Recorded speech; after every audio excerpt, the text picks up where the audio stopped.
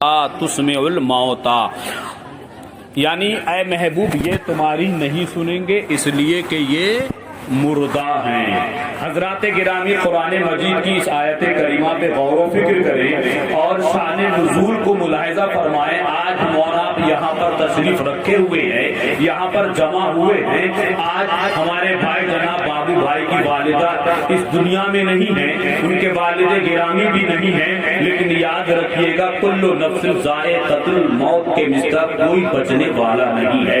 موت کا جب فرشتہ آتا ہے تو وہ کسی کا بچپنے کا خیال نہیں کیا جا سکتا، نہ تو یہ دیکھا جاتا کس کی جوانی ٹوٹ رہی ہے، کس کا سہاگ اڑ رہا ہے، کس کی بڑھاپے کی لاٹھی ٹوٹ رہی، کس کا بڑھاپے کا چراغ دل ہو رہا ہے۔ موت کا جب فرشتہ آتا اللہ کا حکم ہوتا ہے اور اللہ کے اس حکم کے مطابق انشاءاللہ ہم کو اور آپ کو بھی ایک دن یہ دنیا چھوڑ کر کے جانا ہے۔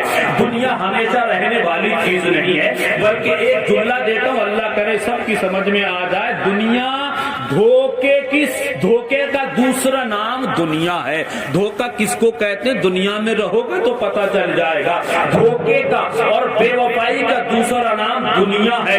دنیا سے زیادہ دھوکا دینے والی کوئی چیز ہے ہی نہیں۔ اس لیے موت کا جب فرشتہ آتا ہے تو جب آدمی سوچتا تھوڑا سا اور جی لے، لیکن ہمارے تمہارے سوچنے سے کچھ نہیں ہوتا ہے۔ موت کا جب فرشتہ آتا ہے لیکن ہم آج موت کے تصور میں زندگی نہیں گزار رہے ہیں، خوف خدا بندی سے دور اپنی زندگی بسر کر رہے ہیں۔ زندگی کو ہم نے دنیا کو ہم نے اپنا سب کچھ سمجھ رکھا ہے، جبکہ حقیقت یہ ہے کہ موت زندگی ایک کرائے کا گھر ہے، ایک نہ ایک دن بدلنا پڑے گا۔ موت جب ہم کو آواز دے گی گھر سے باہر نکلنا پڑے گا۔ ارے یہ جوانی ہے پل بھر کا سپنا، ڈھونڈ لے کوئی محبوب اپنا، یہ جوانی اگر ڈل گئی تو عمر بھر ہاتھ ملنا پڑے گا۔ حضرات گرامی قرآن مجید میں اللہ ارشاد فرماتا انک لا تسمع الموتى، اے محبوب یہ تمہاری نہیں سنتے اس لیے کہ یہ مردہ ہے۔ حضرات گرامی میرے آقا سید عالم صلی اللہ علیہ وسلم کی مکی زندگی نظروں کے سامنے رکھیے، مدنی زندگی نظروں کے سامنے رکھیے۔ مکے کی سرزمین پر میرے آقا اسلام کی نشر و اشاعت کر رہے ہیں، اسلام کی تبلیغ کر رہے ہیں، اسلام کا پرچار فرما رہے ہیں۔ مکے کے در و دیوار گواہ ہیں اس بات کے، مکے کے چوراہے گواہ ہیں اس بات کے کہ اسلام کے تحفظ کے لیے، اسلام کی نشر و اشاعت کے لیے میرے نبی نے پتھروں کو بھی برداشت کیا ہے، میرے نبی نے گالیوں کو بھی برداشت کیا ہے، میرے نبی پر کوڑا پھینکا گیا مگر نبی مسکراتے ہیں، نبی تبسم فرماتے ہیں، اور صرف تبسم ہی نہیں امت مصطفیٰ کو پیغام دیتے ہیں۔ نبی نے سبق یہ سکھایا ہے ہم کو، نبی نے سبق یہ سکھایا ہے ہم کو، خوشی سے اٹھا لینا ہر ایک ستم کو، زمانہ ستائے تو دینا دعائیں، زمانہ ستائے تو دینا دعائیں، مگر تم ستانے کی کوشش نہ کرنا۔ یہ میرے نبی کی مکی زندگی ہے، یہ میرے نبی کی مدنی زندگی ہے۔ مکے کی سرزمین پر آقائے دو جہاں سید عالم صلی اللہ علیہ وسلم اپنی زبان فیض ترجمان سے ارشاد فرماتے ہیں یا ایھا الناس قولوا لا الہ الا اللہ تفلحون، اے لوگوں کہو اللہ کے سوا کوئی، اے لوگوں کہو اللہ کے سوا کوئی معبود نہیں، لعلکم تفلحون، اگر تم اس بات کو تسلیم کر لو، اگر اس بات کو تم اس بات کا اقرار کر لو، اس بات کو دل کی عطا گہرائی سے مان لو کہ اللہ کے سوا کوئی معبود نہیں ہے، تو گویا کہ تم کامیاب ہو جاؤ گے، تم کامران ہو جاؤ گے۔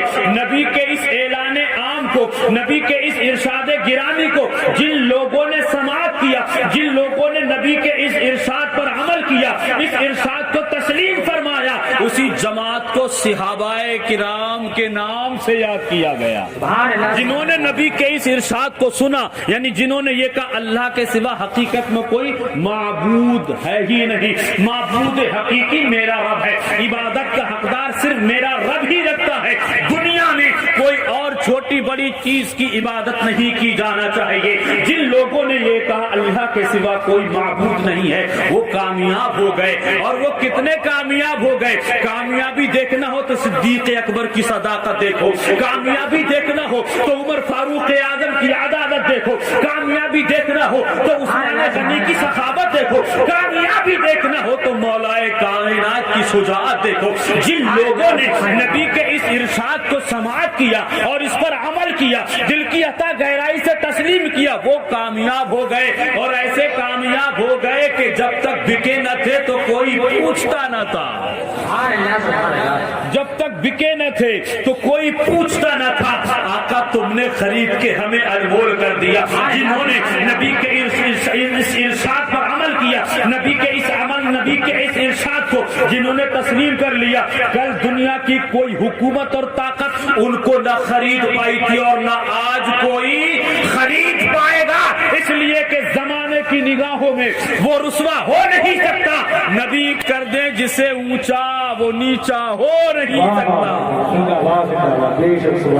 نبی کر دیں جسے اونچا وہ نیچا ہو نہیں سکتا. نبی کا ارشاد گرامی ہے. جنہوں نے سماعت کیا, جنہوں نے اس پر عمل کیا, ان کو صحابہ کرام کی جماعت سے یاد کیا گیا. اور جن لوگوں نے انکار کیا, جن لوگوں نے نبی کے اس ارشاد کو اگنور کیا, پسند نہ فرمایا, تسلیم نہیں کیا, انہی کو کفار مکہ کہا گیا. انہی کو مکے کا کفار و مشرکین کہا گیا. انہی کو ابو جہل اینڈ ابو لہب کمپنی کے نام سے یاد کیا گیا.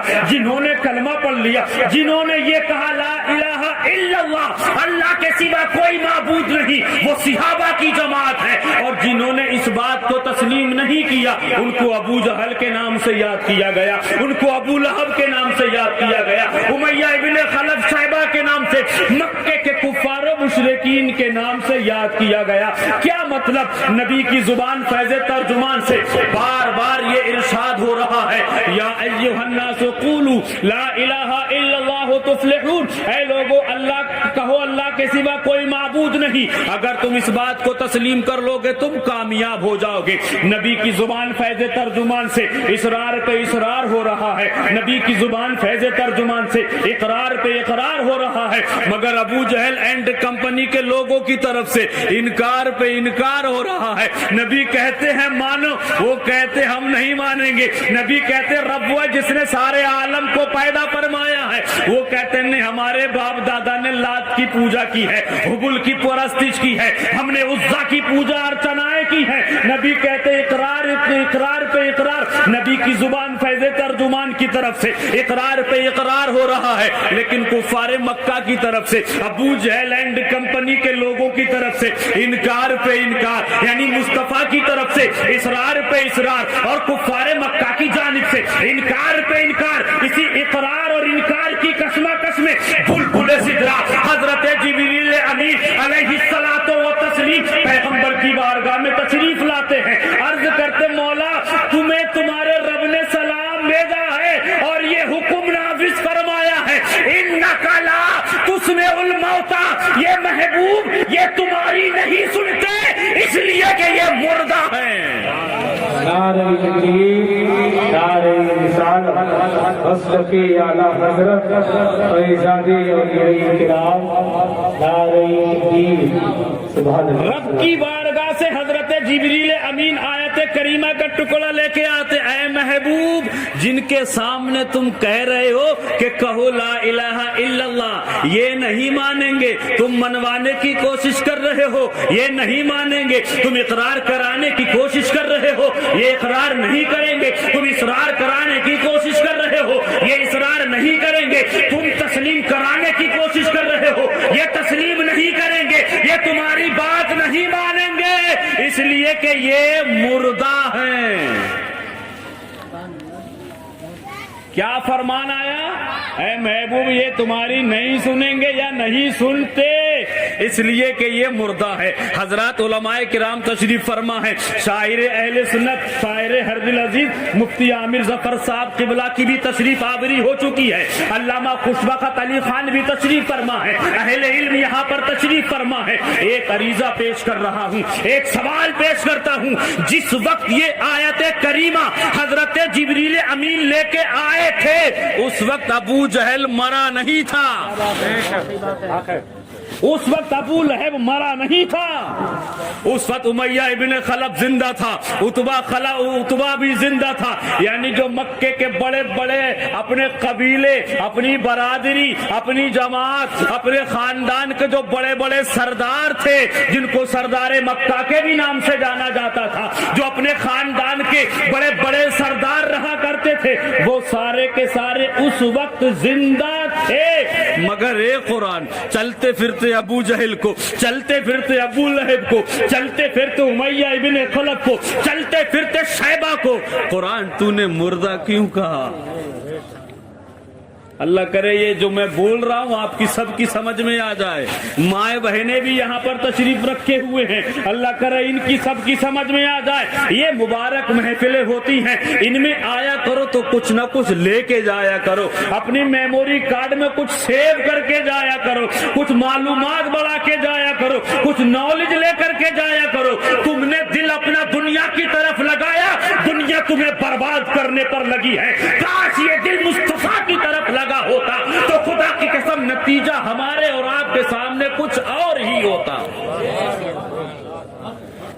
ऐ महबूब ये तुम्हारी नहीं सुनते, इसलिए कि ये मुर्दा है, जबकि अबू जहल जिंदा है, अबू लहब जिंदा है, उतबा जिंदा है, शैबा जिंदा है, उमैया इब्न खलफ जिंदा है। मक्के के बड़े बड़े सरदार चल रहे हैं, फिर रहे हैं, खा रहे हैं, पी रहे हैं, सो रहे हैं, जाग रहे हैं, उठ रहे हैं, बैठ रहे हैं, अपनी तिजारत में व्यस्त है, कारोबार भी कर रहे हैं, रिश्तेदारी भी अदा कर रहे हैं, मगर चलते फिरते कुफ्फारे मक्का को, चलते फिरते अबू जहल एंड कंपनी के लोगों को कुरान ने मुर्दा क्यों कहा? क्वेश्चन ये है कि कुरान ने चलते फिरते अबू जहल को मुर्दा क्यों कहा, जबकि कुरान अजीम की रोशनी के मुताबिक चलने फिरने वाले को हम और आप सभी लोग जिंदा ही तो समझते हैं, लेकिन चलते फिरते को कुरान मुर्दा करार दे रहा है। चलते फिरते अबू लहब को कुरान मुर्दा घोषित कर रहा है। ए कुरान, तूने चलते फिरते अबू जहल को मुर्दा तो करार दे दिया, चलते फिरते अबू लहब को मुर्दा घोषित कर दिया, मगर ए कुरान उस जंगे उहद में अमीर हमजा के लाशे मुबारका के ना जाने कितने टुकड़े कर दिए गए। अमीर हमजा के बारे में कुरान तेरा क्या फैसला है, जबकि उनकी सांसों का सिलसिला मुनक़ता हो चुका है, उनकी लाश पर घोड़े दौड़ा दिए गए हैं। तूने चलते फिरते को तो मुर्दा करार दे दिया, लेकिन जिनकी सांसों का सिलसिला मुनक़ता हो चुका है, जो जामे शहादत नोश फरमा चुके हैं, मेरे आका के चचा अमीर हमजा जंगे उहद में जामे शहादत नोश फरमा चुके। कुरान बता अमीर हमजा के बारे में तेरा इरशाद गिरामी क्या है? ए कुरान, करबला की सरजमीन पर कासिम का शबाब लुट रहा है, तेरा क्या फैसला है? ए कुरान, जवान अली अकबर की जवानी लुट रही है, ए कुरान तेरा क्या फैसला है? ए कुरान, अली असगर के हलक पर तीर मार दिया गया है, सांसों का सिलसिला मुनक़ता कर दिया गया है। ए कुरान, अब्बास के बाजू कट चुके हैं, इमाम मुस्लिम ने अकील शहादत का जाम नोट फरमा चुके हैं, यानी जिनकी सांसों का सिलसिला मुनक़ता हो चुका है, जो दुनिया की नजरों में बज़ाहिर चलना फिरना कुछ नहीं कर सकते। मौला ए कुरान बता उन लोगों के बारे में तेरा क्या इरशाद गिरामी है जिनकी सांसों का सिलसिला मुनक़ता हो चुका है? तो कुरान जवाब देता है, ला तक़ूलू फी सबीलिल्लाहि अमवात। क्या बात है? जिनकी सांसों का सिलसिला मुनक़ता हो चुका हो, जिनकी बीवियां बेवा हो चुकी हो, जिनके बच्चे यतीम हो चुके हो, कासिम का शबाब लुट चुका हो, जवान अली अकबर की लाश पर घोड़े दौड़ा दिए गए हो, 56 साल 5 महीना 6 दिन की उम्र में इमाम हुसैन ने अपनी जिंदगी का आखिरी सजदा और सजदे की हालत में जामे शहादत नोश कर लिया हो, अली असगर के हलक पर तीर मार दिया गया हो, अब्बास के बाजू काट दिए गए हो, उनके बारे में कुरान जवाब देता है, ला तक़ूलू फी सबीलिल्लाहि अमवात। वो लोग जो अल्लाह की राह में कत्ल किए जाएं उन्हें मुर्दा मत कहो, बल अहयाउ वलाकिन ला तशऊरून, बल्कि वो जिंदा है लेकिन तुम्हें उनकी जिंदगी का शऊर नहीं है। अब आप खुद फैसला कर लीजिए। तस्वीर के दो रुख मैंने आपके सामने पेश कर दिए। कुरान ने चलते फिरते अबू जहल को मुर्दा कहा, लेकिन अमीर हमजा की लाश पर घोड़े दौड़ाए जा रहे हैं। اور عبداللہ ابن جہش جو کہ جنگ احد میں شہید ہوئے تھے، کفار و مشرکین نے ان کی لاش کے 80 ٹکڑے کیے تھے اور 80 ٹکڑے کر کے دھاگے میں پرو کر کے ان ظالموں نے اپنے گلے کا ہار بنایا تھا۔ قرآن عبداللہ جہش کے بارے میں کیا خیال ہے، امیر حمزہ کے بارے میں کیا خیال ہے، جن کی سانسوں کا سلسلہ منقطع ہو چکا ہے، ان کے بارے میں قرآن نے فیصلہ دے یہ زندہ ہے، اس لیے کہ یہ اللہ کی راہ میں قتل کیے گئے ہیں۔ لیکن چلتے پھرتے ابو جہل اینڈ کمپنی کے لوگوں کو قرآن نے مردہ کیوں کہا؟ تو جواب سماعت کر لیجئے، کوشچن کا آنسر بھی غور سے سن لیجئے۔ اس لیے کہ امیر حمزہ اور پیغمبر اعظم صلی اللہ علیہ وسلم سے محبت فرمانے والے یہ جتنے بھی اسلام کے تحفظ کے لیے شہید ہوئے ہیں، یہ سب نبی کے وفادار ہیں، سب نبی سے سچی محبت رکھنے والے ہیں۔ لیکن ابو جہل کو نبی کی عداوت نے، نبی کی دشمنی نے، نبی کی غداری نے، پیغمبر کی غداری نے، چلنے پھرنے کے ساتھ، اٹھنے بیٹھنے کے ساتھ، کھانے پینے سونے کے جاگنے کے ساتھ نبی کی غداری نے ابو جہل کو جینے نہیں دیا۔ پیغمبر کی غداری نے چلنے کے باوجود، سانسوں کا سلسلہ جاری و ساری ہے، ان تمام چیزوں کے باوجود بھی پیغمبر کی غداری نے ابو جہل کو جینے نہیں دیا، ابو لہب کو جینے نہیں دیا، پیغمبر کی غداری نے ابو جہل کو جینے نہیں دیا، اور امیر حمزہ کربلا کے شہیدوں کو پیغمبر کی وفاداری نے مرنے نہیں دیا۔ نعرہ تکبیر، نعرہ رسالت، حسرت اعلی حضرت، شہدائے کربلا، نعرہ تکبیر، سبحان اللہ۔ کیا مطلب؟ پیغمبر کی غداری نے ابو جہل کو جینے نہ دیا، پیغمبر کی وفاداری نے امیر حمزہ کو مرنے نہ دیا۔ مطلب یہ ہے کہ پیغمبر سے غداری کا نام موت ہے اور پیغمبر سے وفاداری کا نام زندگی ہے۔ جس دن ابو جہل بنو گے اسی دن مردہ قرار دے دیے جاؤ گے۔ اس لیے موت اور زندگی کا تعلق ملک الموت کے آنے جانے سے بالکل نہیں، موت اور زندگی کا تعلق موت کے فرشتے کے آنے جانے سے نہیں۔ ایسا بالکل نہیں کہ موت کا فرشتہ نہ آئے زندہ آئے مردہ، یہ بالکل نہیں۔ اگر ایسا ہے تو پھر ابو جہل کو کیوں کہا مردہ قرار دیا؟ وہ تو چل رہا تھا، کھا رہا تھا۔ تو موت کا تعلق ملک الموت کے آنے جانے سے نہیں، جس دن رسول کے غدار بنو گے اسی دن مردہ قرار دے دیے جاؤ گے، جس دن ابو جہل بنو گے اسی دن مردہ قرار دے دیے جاؤ گے۔ یہی وجہ ہے بغداد شریف زندہ، وہاں پیغمبر کی وفاداری موجود ہے، اجمیر شریف زندہ، وہاں پیغمبر کی وفاداری موجود ہے، کلیر شریف زندہ، وہاں پیغمبر کی وفاداری موجود ہے، مکن پور شریف زندہ، وہاں پیغمبر کی وفاداری موجود ہے، مہرارا شریف زندہ، وہاں پیغمبر کی وفاداری موجود ہے، بلگرام شریف زندہ، وہاں پیغمبر کی وفاداری موجود ہے، کچھوچا مقدسہ زندہ، وہاں پیغمبر کی وفاداری موجود ہے، بریلی شریف زندہ، وہاں پیغمبر کی وفاداری موجود ہے، پیلی بھیت شریف زندہ، وہاں پیغمبر کی وفاداری موجود ہے، تھانہ بھون دیکھ مردوں کا مرکز، نجد مردوں کا مرکز، سہارنپور مردوں کا مرکز، جون سہارنپور مردوں کا مرکز، گنگو مردوں کا مرکز، امبیٹھا مردوں کا مرکز۔ پیغمبر سے وفاداری کا نام زندگی ہے، پیغمبر سے غداری کا نام موت ہے۔ اس لیے قرآن مجید میں رب نے فرما انک لا تسمع الموتى، اے محبوب یہ تمہاری نہیں سنتے، اس لیے کہ یہ مردہ ہیں۔ اب مردے کی بہت ساری خصلتیں ہیں، وقت میں بالکل گنجائش نہیں ہے، ورنہ میں آپ کو بتاتا کہ حقیقت میں مردہ کس کو کہتے ہیں، زندہ کس کو کہتے ہیں، موت اور زندگی کا فلسفہ آپ کو بتاتا، لیکن چلتے چلتے تھوڑا سا اور برداشت کرنے کی کوشش کیجئے۔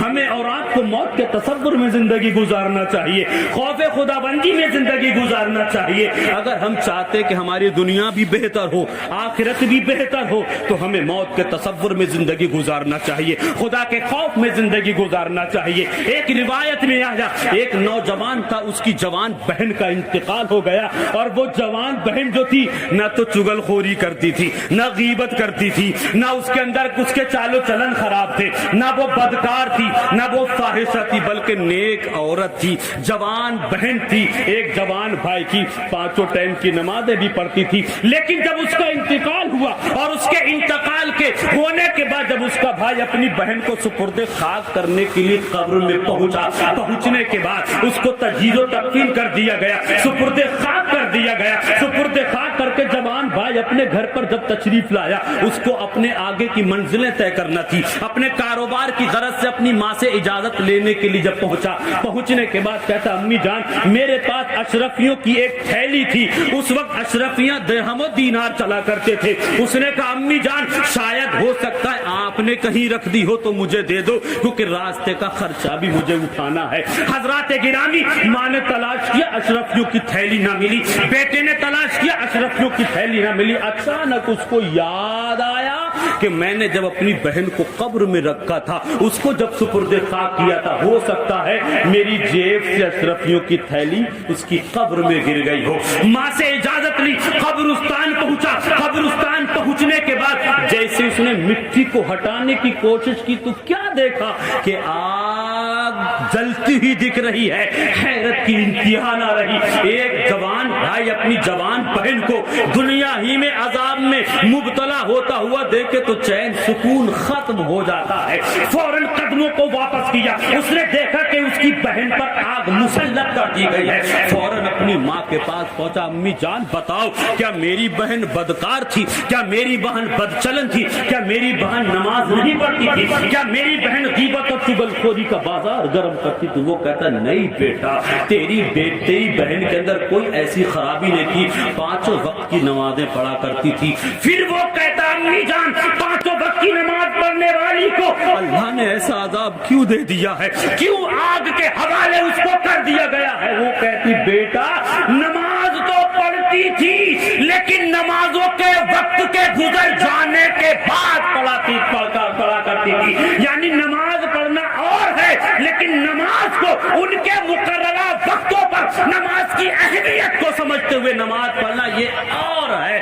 صرف اس وجہ سے وہ نماز پڑھتی، اس وجہ سے اس پر اللہ کا عذاب نازل ہوا ہے۔ نماز تو پڑھتی تھی لیکن وقت کے گزر جانے کے بعد یہ انتظار کرتی تھی کبھی طلوع ہونے میں تھوڑا وقت ہے، لاؤ تھوڑا آج ہم آرام کر لیں۔ یہی حال آج ہمارا بھی ہوتا جا رہا، نماز پڑھو تو وقت مقررہ پر پڑھو، وقت مقررہ پر پڑھو گے تو نماز پڑھنے کی جو فضیلت ہے اس کے آپ حامل بھی بنو گے اور دنیا اور آخرت میں اس کا فائدہ بھی ملے گا۔ سرکار خواجہ حسن بصری رضی اللہ تبارک و تعالی عنہ کا دور ہے۔ حضرات گرامی آخری بات کہہ رہا ہوں پھر آپ کے درمیان سے رخصت ہو جاؤں گا۔ حضرت خواجہ حسن بصری رضی اللہ تبارک و تعالی عنہ کے زمانے میں ایک ماں نے اپنی بیٹی کو خواب میں دیکھا تو کیا دیکھا کہ جہنم کے سخت سے سخت عذاب میں اس کو مبتلا کر دیا گیا ہے۔ ایک ماں اپنی بیٹی کو خواب میں دیکھے تو خدا کی قسم اس کی نیند اڑ جانا چاہیے۔ اللہ اللہ کر کے اس ماں نے کروٹیں گزار کے کسی طریقے سے رات گزاری، صبح کا سورج نکلا، نماز فجر ادا فرمانے کے بعد خواجہ حسن بصری رضی اللہ تبارک و تعالی عنہ کی خانقاہ میں پہنچی اور پہنچنے کے بعد عرض کرتے سرکار میں نے آج کی رات میں اپنی بیٹی کو اس حال میں دیکھا ہے، انتقال پرملال کے بعد میں دیکھ رہی ہوں کہ میری بیٹی جہنم کے سخت سے سخت عذاب میں مبتلا ہے۔ حضرات گرامی پوچھتی ہے حضور بتائیے اس خواب کی تعبیر کیا ہے؟ خواجہ حسن بصری رضی اللہ تبارک و تعالی عنہ ارشاد فرماتے ہیں عشاء کی نماز ادا کرنے کے بعد اور آدو وظائف کرنے کے بعد سو جانا، اپنے اوپر دم کر لینا، کل رات کے خواب کی تعبیر تمہیں آج دکھ جائے گی۔ حضرات گرامی وہ اپنے مکان کی جانب ہے، اسی دن کی شام کا سورج غروب ہونے والا تھا اور جس قبرستان میں اس ماں کی جوان بیٹی کو سپرد خاک کیا گیا تھا اسی قبرستان کے دروازے سے ایک اللہ کے نیک بندے کا گزر ہوا، ایک ولی کامل کا گزر ہوا، ایک شیخ لاسانی کا گزر ہوا۔ اس اللہ کے نیک بندے نے اپنی جوتی یا چپلیں اتاری اور قبرستان کے دروازے پہ کھڑے ہو کر کے اللہ کے پیارے حبیب سید عالم صلی اللہ علیہ وسلم کی بارگاہ میں درود و سلام پیش کیا اور پیش کرنے کے بعد اپنے ہاتھوں کو رب کی بارگاہ میں اٹھا کر کے عرض کرتا مولا تیرے ارشاد گرامی کے مطابق تیرے حبیب پر میں نے ایک مرتبہ درود شریف پڑھا ہے، اس کو سب سے پہلے اپنی بارگاہ میں قبولیت کے منصب پر فائز فرما، اپنے خاص فضل سے نبی کے صدقے میں درود پاک کے پڑھنے کی برکت سے اس قبرستان میں جتنے مدفون ہیں، جتنوں کو سپرد خاک کیا جا چکا ہے، مولا اگر یہ جہنم میں ہو تو درود پاک کی برکت ان سب کو جنت میں اعلیٰ سے اعلیٰ مقام نصیب فرما۔ حضرات گرامی، شام کا سورج غروب ہو رہا ہے، اللہ کو اس نیک بندے کی زبان فیض ترجمان سے ان تمام مدفون کے لیے جو اس قبرستان میں سپرد خاک کیے جا چکے ہیں، اس کی زبان سے ان کے حق میں مغفرت کی دعا کی جا رہی ہے۔ وہ اپنی منزل پر پہنچے، ماں اپنے بستر پر، لیکن آج کی شب میں خود حضرت خواجہ حسن بصری رضی اللہ تبارک و تعالی عنہ خواب میں دیکھتے ہیں اس کی جوان بیٹی کو، تو کیا دیکھتے ہیں کہ وہ جہنم میں نہیں ہے، جہنم کا عذاب اس کے اوپر مسلط نہیں کیا گیا ہے، دیکھتے ہیں تو اس حال میں دیکھتے ہیں کہ جنتی لباس ہے، جنتی بستر ہے، جنت کا باغ عطا کر دیا گیا ہے، جنت کے محلات میں وہ خوشی کے عالم میں ٹہلتی ہوئی نظر آ رہی ہے۔ جیسے ہی اپنے ماتھے کی نگاہوں سے حضرت خواجہ حسن بصری نے اس جوان بیٹی کو دیکھا، حیرت کی انتہا نہ رہی، پوچھنے پر مجبور ہو گئے، اے بیٹی یہ کیا معاملہ ہے؟ کل تجھے تیری ماں نے دیکھا تو جہنم میں تھی، جہنم کا سخت سے سخت عذاب تجھ پر مسلط کر دیا گیا تھا، اور آج میں دیکھ رہا ہوں جنتی بستر ہے، جنتی لباس ہے، جنت کے باغ میں تو ٹہلتی ہی دکھ رہی ہے۔ ان 24 گھنٹوں کے اندر تیرا کون سا نیک عمل تجھے جہنم سے نکال کے جنت میں اعلیٰ سے اعلیٰ مقام عطا کر رہا ہے؟ وہ عرض کرتی حضور والا، حضور وہ عرض کرتی سرکار اس میں میرا اپنا کوئی کمال نہیں، میری کوئی نیکی نہیں، میرا کوئی حسن عمل نہیں، بلکہ آج کی شام کے سورج کے غروب ہوتے وقت میں اللہ کے ایک نیک بندے نے قبرستان کے دروازے پر ایک مرتبہ درود شریف پیش کیا تھا۔ اللہ تعالیٰ نے اپنے فضل سے سرکار کے صدقے میں ایک مرتبہ درود پاک کو پڑھنے کی برکت سے مجھ جیسے 500 سے زیادہ جہنمیوں کو اللہ نے آج کی رات میں جہنم سے نکال کے جنت میں اعلیٰ سے اعلیٰ مقام عطا کر دیا گیا ہے۔ کیا مطلب؟ جب ایک مرتبہ درود شریف کے پڑھنے کی برکت کا حال یہ ہے کہ 500 سے زائد لوگوں کو میرا رب اپنے فضل سے سرکار کے صدقے میں درود پاک کے پڑھنے کی برکت سے جہنم سے نکال کے جنت میں اعلیٰ سے اعلیٰ مقام عطا کر سکتا ہے، تو میرا یقین کامل ہے جناب بابو بھائی کے والد ماجد، ان کی والدہ ماجدہ جو آج اس دنیا میں نہیں ہے، نہ جانے ان کے مغفرت کے لیے ہم نے نہ جانے کتنی مرتبہ درود شریف پڑھا ہوگا، نہ جانے کتنی مرتبہ بسم اللہ شریف پڑھا ہوگا، نہ جانے کتنی مرتبہ ہم نے اور آپ نے اپنی ٹوٹی پھوٹی زبانوں سے الحمدللہ سبحان اللہ کہا ہوگا۔ ہمارا یقین کامل ہے کہ جب ایک مرتبہ درود شریف کے پڑھنے کی برکت سے 500 سے زائد لوگوں کو اللہ ان کے درجات کو بلند و بالا فرما سکتا ہے، انشاءاللہ بابو بھائی کے والدین کے بھی درجات کو بلند و بالا فرما سکتا ہے، ان کے گناہوں کی بھی بخشش اور مغفرت ہو سکتی ہے۔ اس لیے کوشش یہ کیا کرو، تھوڑی سی زندگی ہے، اللہ اور اس کے رسول کے ذکر میں اپنی زبان کو سرشار رکھا کرو، چھوٹے بڑے گناہوں سے بچنے کی کوشش کیا کرو، والدین ہیں تو ان کی خدمتیں کیا کرو، بچے ہیں تو ان کے سروں پہ دستے شفقت پھیرا کرو، بڑوں کی تعظیم و تقریب کیا کرو، خدا کی قسم اس طریقے سے زندگی گزارا کرو، اپنے قولی اعتبار سے، فعلی اعتبار سے، عملی طور پر اپنی زندگی کے شب و روز اس طریقے سے گزارو کہ تمہاری زندگی میں رب کریم اپنے فضل سے مصطفیٰ کی محبت پیدا فرما دے، اخلاق مصطفیٰ، کردار مصطفیٰ کو اپناؤ، اور مصطفیٰ کے کردار کے مطابق اگر تم زندگی گزارو، ہماری مائیں بہنیں حضرت فاطمہ کی کنیز بن کر کے زندگی گزارے، تو ہمیں سیدھا ٹھوک کے چیخ کے یہ اعلان کرنے کی ضرورت نہیں پڑے گی غوث اعظم کا دامن نہیں چھوڑیں گے، خواجہ کا دامن نہیں چھوڑیں گے، اعلیٰ حضرت کا دامن نہیں چھوڑیں گے، شاجی میاں کا دامن نہیں چھوڑیں گے، مدار پاک کا دامن نہیں چھوڑیں گے، یہ کہنے کی ضرورت نہیں پڑے گی۔ اگر مائیں بہنیں فاطمہ کی کنیز بن کے زندگی گزارے، نوجوان بزرگ ساتھی اگر مصطفیٰ کے اخلاق کے مطابق زندگی گزارے، تو دنیا تمہیں دیکھ کے کہے گی کہ جب مصطفیٰ کے امتی کے کردار کا یہ حال ہے تو مدینہ مدینے کے تاجدار کے کردار کا حال کیا ہوگا؟ ہماری مائیں بہنیں جب اس طریقے سے زندگی گزاریں گی تو ہماری ماں بہنوں کو ساماجک طور پر معاشرے کے اندر اٹھتا بیٹھتا سوتا جاگتا کھاتا پیتا دیکھیں گے تو دوسرے مذہب کے لوگ کہیں گے ارے جب نبی کی امت کی بیٹیوں کے نبی کی امت کی بیٹیوں شہزادیوں کا جب یہ حال ہے تو خود نبی کی بیٹی فاطمہ کے اخلاق کا کیا حال ہوگا؟ ضرورت اس بات کی ہے اپنے ہاتھوں میں مضبوطی کے ساتھ اسلام کے دامن کو پکڑو، اخلاق مصطفیٰ کو اپناؤ، ماں بہنیں تو گزارش کہ وہ فاطمہ کی کنیز بن کے زندگی گزار کے دیکھے تو صحیح۔ بڑی زندگی گزار لی دنیا داری کے چکر میں، بہت نہ جانے کتنی چوٹیں کھا لی، کتنی ٹھوکریں کھا لی، تیرے میرے جھنڈوں کے تلے زندگی گزار کے ایک بار اپنے ہاتھوں میں مضبوطی کے ساتھ اسلام کا جھنڈا پکڑو، وہ کام کرو جو اسلام کو پسند ہے، وہ کام کرو جس کی اجازت اسلام نے دی ہے۔ اگر تم اس طریقے سے زندگی گزارو گے تو انشاءاللہ تمہاری دنیا بھی بہتر ہو جائے گی اور آخرت بھی بہتر ہو جائے گی۔